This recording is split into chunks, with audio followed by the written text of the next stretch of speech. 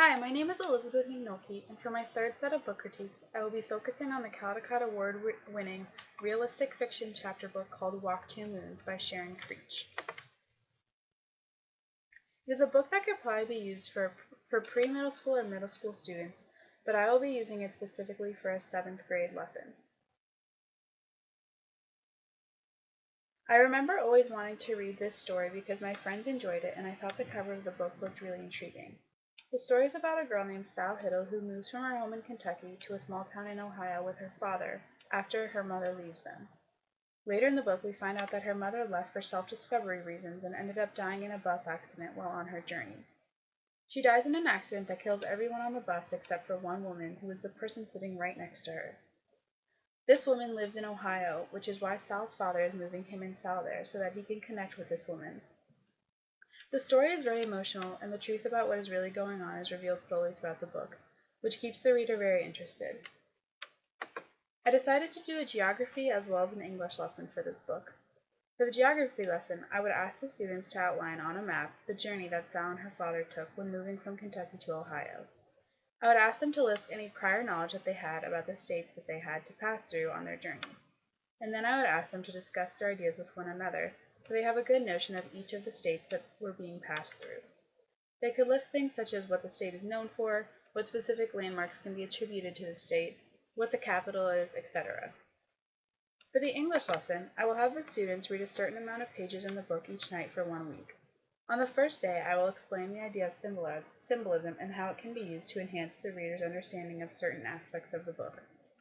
Each day after they have read a new amount, I will ask them to write down 3 symbols they found while reading, as well as 2 pieces of evidence from the text for each symbol that shows how the symbol is used and how it deepens the reader's understanding of a certain character or situation. I will then create an online scrapbook where the students will all contribute and write the symbols they have found, accompanied by any pictures or videos that help better describe their symbol. Here is the link to the website I used, a website called Cliptomize that is very easy to use. Here's an example of the cover page, and if you open it, the first symbol is blackberries, and it provides a description of why the blackberries are a symbol.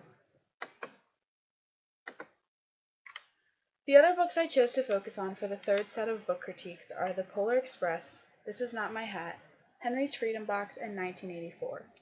The Polar Express is a picture book by Chris Van Allsburg that takes the reader through an adventure that a little boy has one night, specifically Christmas Eve night, when he boards a train known as the Polar Express that takes him and several other children to the North Pole to see Santa Claus. The boy meets Santa and is given a bell that can only be heard by people who truly believe in Santa. This was one of my all-time favorite stories growing up for the plot and for the magnificent illustrations that the book offered. This Is Not My Hat is a picture book written by John Klassen and received a Caldecott Award. It details the story of a fish who takes the hat off of a much bigger sleeping fish and thinks that he is in the clear until the bigger fish wakes up. I find this book comical and think that elementary students would really enjoy it. Henry's Freedom Box is a historical fiction book written by Ellen Levine and is also a Caldecott Award winner. This book is about a young boy who grows up as a slave and always dreams of freedom. He is torn from his family and forced to work in a warehouse.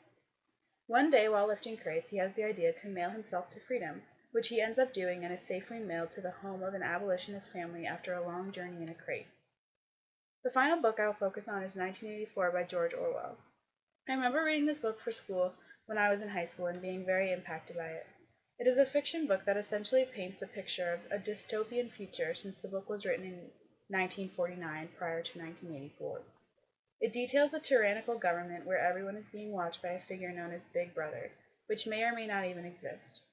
This figure watches over the people and ensures that the very strict set of rules for living are being followed. The book focuses on the life of a specific character, Winston Smith, whose job is to rewrite past newspaper articles to make sure they are aligned with the current government. That's all for my third set of book critiques. Thank you for listening.